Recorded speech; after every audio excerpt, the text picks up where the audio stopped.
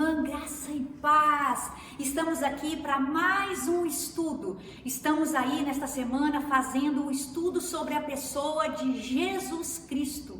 Quem é Jesus?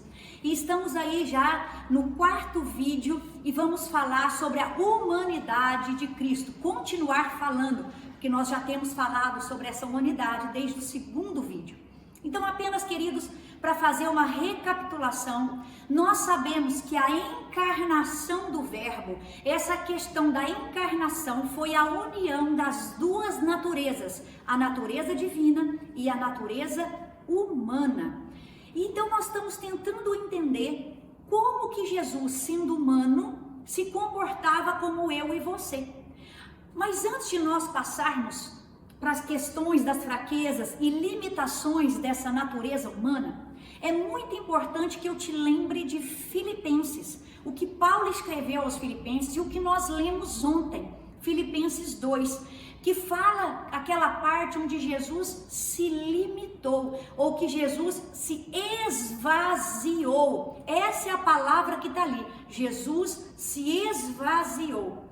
Queridos, o que significa isso para nós entendermos com clareza a questão da limitação e fraqueza da natureza humana? Ali não está falando de forma alguma que Jesus abriu mão da divindade. Não, isso foi uma heresia que saiu aí nos séculos passados. Ali não está falando isso. O que aquele verso no contexto está dizendo, ali é um estado que Jesus assumiu de um estado de humilhação. O que significa isso? Que temporariamente ele abriu mão de algumas coisas, mas ele não abriu mão da sua divindade. Por exemplo, ele sendo Deus, na hora que ele estivesse sendo crucificado ali, ele simplesmente teria poder para não morrer. Quando, por exemplo, vieram para prendê-lo e Pedro vai e corta a orelha ali do soldado, naquele momento ele fala: se eu clamasse ao meu pai, ele não mandaria muitos e muitos anjos aqui para me socorrer. Ele, como Deus, ele tem pedido toda aquela prisão, mas ele não o fez. Então isso, quando a gente fala de esvaziar, é se esvaziar de algumas prerrogativas da divindade, como por exemplo, abriu mão da sua glória, né, e se encarnou para estar aqui neste mundo. Vou te dar mais alguns exemplos. Ele é o Senhor de todas as coisas, mas nesse estado de humilhação ele se fez servo de todos. Ele é o legislador de tudo, foi ele quem criou todas as leis do universo. Mas nesse estado de humilhação, nesse estado de esvaziamento, Jesus se submeteu à lei. Ele cumpriu a lei. Então eu espero que você tenha entendido essa introdução para que a gente então possa passar para essas fraquezas e limitações dessa natureza humana. Nós já vimos ontem, não é, que Jesus, ele cansou, Jesus teve fome, Jesus teve sede, que ele nasceu como um bebê normal e se desenvolveu como uma criança normal, e nós vimos que Jesus teve emoções. Eu estou com a ajuda aqui hoje, graças a Deus, de mais pessoas, e eu queria pedir ao Alex e ao pastor Douglas que nós fôssemos lendo rapidamente cada um desses aqui, para que a gente reveja, faça uma pequena revisão antes de continuarmos então com as outras limitações e fraquezas. Alex, você começa, por favor, Lucas 2,7. Vamos ver o que acontece no Lucas 2,7. Ela deu à luz ao seu primogênito, envolveu em panos e colocou numa manjedoura, porque não havia ali lugar para eles na hospedaria. Ou seja, nasceu como um bebê normal. Lucas 2,14. Glória a Deus nas maiores alturas e paz na terra entre os homens a quem Ele quer bem. Querido, nós vemos aqui que em Lucas, ele vai mostrar pra gente que ele cresceu em estatura e sabedoria. Então, como uma criança normal e não como uma aberração, ele foi se desenvolvendo dia após dia, crescendo em tamanho, os seus ossos foram crescendo, a sua mente, a sua sabedoria foi crescendo, foi normal como eu e você. Alex, João 4,6, nós vamos ver aqui aquele encontro de Jesus com a mulher samaritana no poço. Vamos ver o que acontece ali, quando ele chega naquele poço? Nós vamos ver que depois de uma longa caminhada, Jesus se cansou. Havia ali o poço de Jacó. Jesus, cansado da viagem, ou seja, esse corpo humano, ele encontra uma limitação física. Depois de muito caminhar, depois de tanto desgaste, o corpo cansa. Então Jesus cansou. Vamos pedir o pastor para ler o próximo? João 19. João 19, 28. Depois, vendo Jesus que tudo já estava consumado, para se cumprir a escritura, disse: tenho sede. Olha só, ele estava ali e o corpo dele pediu por água. O corpo dele necessitava de água. Então Jesus teve sede. Mateus 4:2 vai nos mostrar que ele estava ali jejuando no deserto e depois de jejuar 40 dias algo acontece. Depois de jejuar 40 dias e 40 noites, ele teve fome. Você tem fome, o nosso corpo físico necessita de alimento, Jesus necessitava de alimento. Então essa natureza humana teve fome. Querido, então nós vemos aqui algumas limitações físicas: sede, fome, cansaço e desenvolvimento natural de uma pessoa. Agora nós vemos também que Jesus, ele também passou por emoções, ele teve emoções humanas. Vamos ver algumas delas? Será que Jesus teve vontade? Teve. Será que Jesus, ele sentiu angústia? Será que Jesus sentiu medo? Vamos ver será que Jesus chorou? Vamos ver o que aconteceu aqui nas emoções de Jesus. Coloca aqui para mim, pastor, João 12, 27. João 12, 27, pode ler. Agora está angustiada a minha alma. E que direi eu? Pai, salva-me desta hora. Mas precisamente com este propósito vim para esta hora. Queridos, reparem, a minha alma está angustiada. Jesus se angustiou. Então havia uma emoção no coração dele. Pode ir, Alex, 13, 21.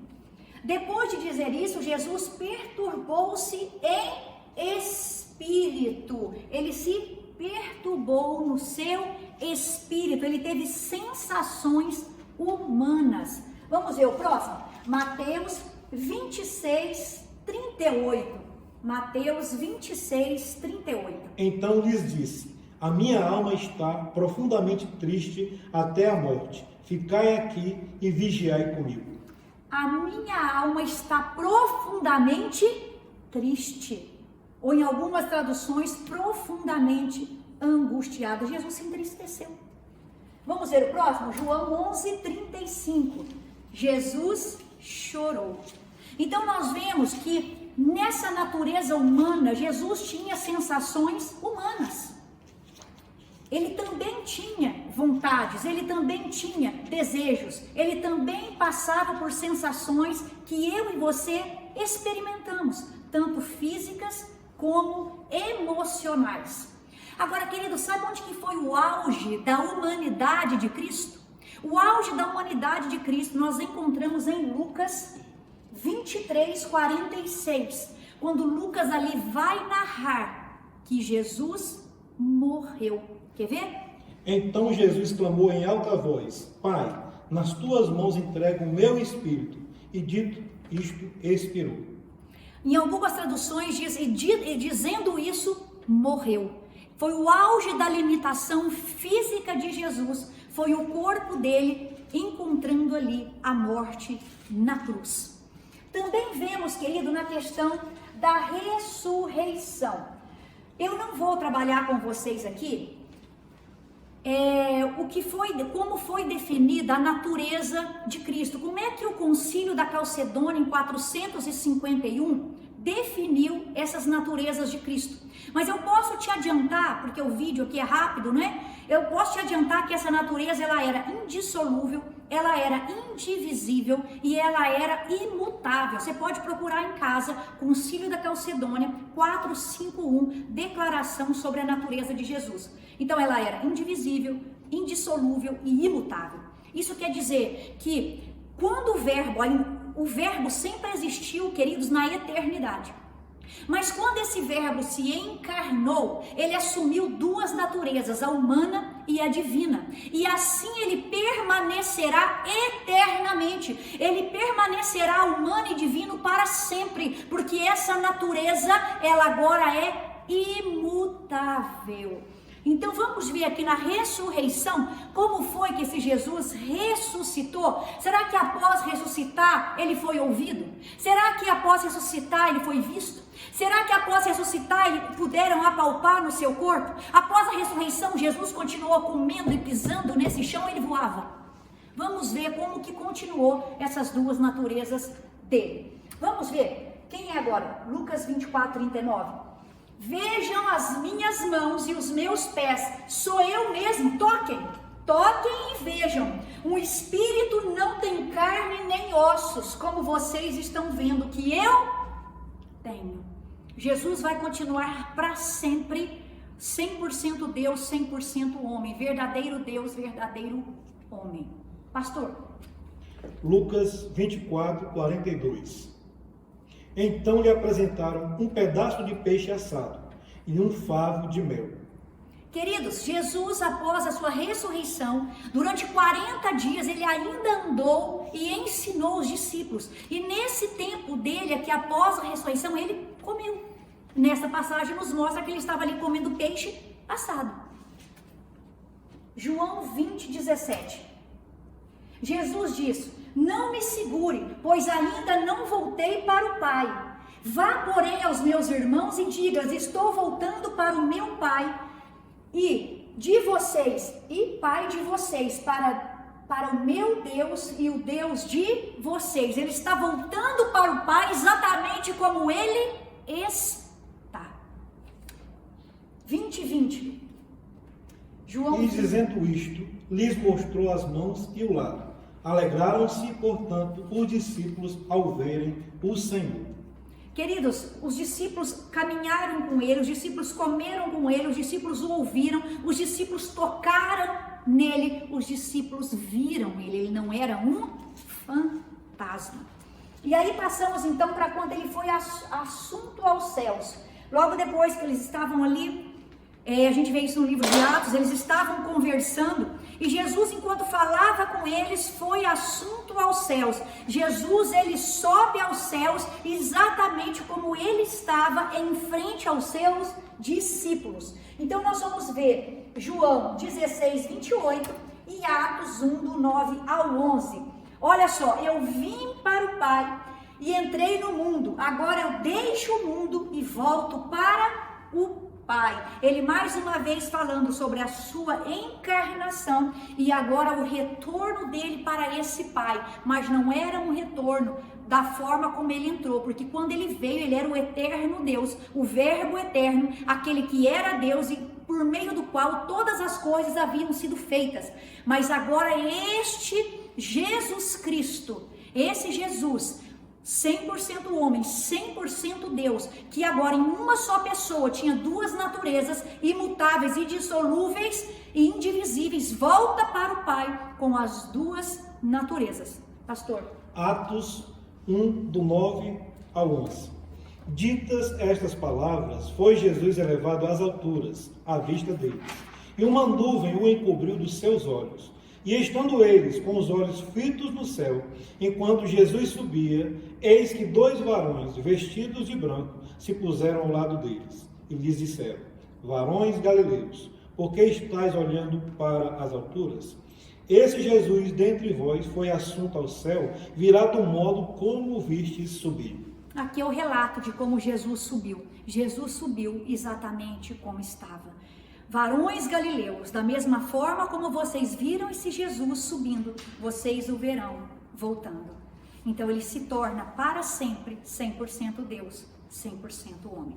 Eu ainda tenho mais tempo para ver esse vídeo, então eu queria pedir ao Alex para colocar para mim, Alex, a passagem de Mateus 4, 23, 25. Queridos, é fantástica essa parte aqui, que nós vamos mostrar que as pessoas próximas de Jesus, ou seja, os seus familiares, os seus vizinhos, aquelas pessoas que o viram crescendo, aquelas pessoas que trabalharam com ele, olhavam para Jesus e enxergavam em Jesus um homem começou a fazer os milagres, começou a falar com tanta sabedoria que foi dada a ele, não é? Eles espantaram. Quem é esse? Ele não é o filho de Maria? Não estão aqui os seus irmãos e as suas irmãs?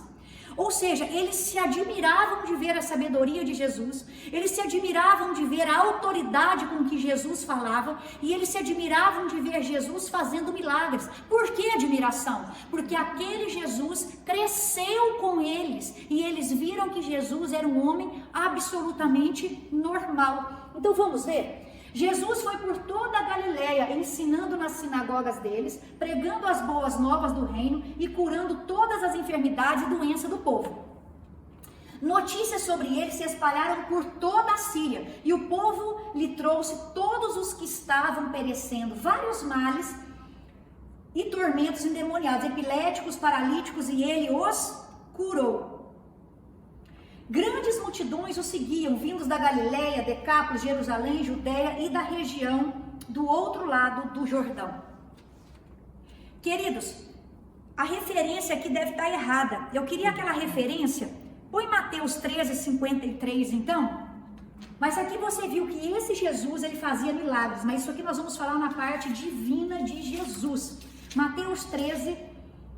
Não, queridos, é aquela parte onde Jesus chega na sua cidade, chega em Nazaré, e diz ali a Bíblia que as pessoas ficam maravilhadas com as coisas que ele fazia.